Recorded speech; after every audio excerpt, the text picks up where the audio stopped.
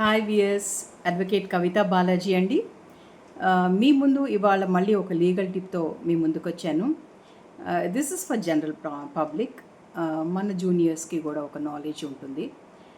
ఎప్పుడు కానీ మనము ఒక డిస్ట్రిక్ట్ కోర్ట్స్లో అంటే లోవర్ కోర్ట్స్లో ఏవైనా ఒక కేసులు ఫైల్ అయినాయి, అప్పుడు ఒక ఆర్డర్ బయటికి వచ్చింది. అప్పుడు మనం ఏం చేయాలి అనేసి అంటే ఇనీషియల్గా చిన్న చిన్న ఆర్డర్స్ ఒక ఐఏ అంటే ఒక చిన్న చిన్న పిటిషన్స్, మెయిన్ పిటిషన్లో చిన్న చిన్న పిటిషన్స్ వేసుకుని అవి ఇవి అడుగుతూ ఉంటారనమాట. అట్లా అడిగినప్పుడు మీకు ఫేవరబుల్గా ఆర్డర్ రాలేదు. అప్పుడు మీరు ఏం చేయాలి?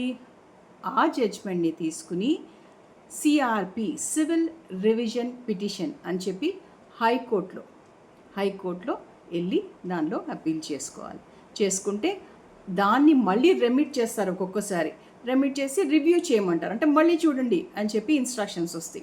అదొక ఆర్డర్ వస్తుంది. ఇంకోటి ఏంటంటే ఈ లోవర్ కోర్టులో పాస్ అయిన ఆర్డర్ని కొట్టేస్తారు. అప్పుడు మీకు ఆ ఆర్డర్ అమల్లోకి రాదనమాట. ఇలా చేస్తే మీకు ఒక డిస్ట్రిక్ట్ కోర్టులో అంటే లోవర్ కోర్టులో వచ్చిన అన్ఫేవరబుల్ ఆర్డర్స్ అన్నిటిని మీరు తీసేసుకోవచ్చు, కొట్టేసేయించేయచ్చు అనమాట. ఇలా చేసుకుని మీరు బెనిఫిట్ పొందుతారని చెప్పి నేను ఈ వీడియో తీశాను. Like, share and subscribe my channel and these are my legal tips. Thanks for watching. Kavita Balaji here. Like, share and subscribe my channel. Thank you.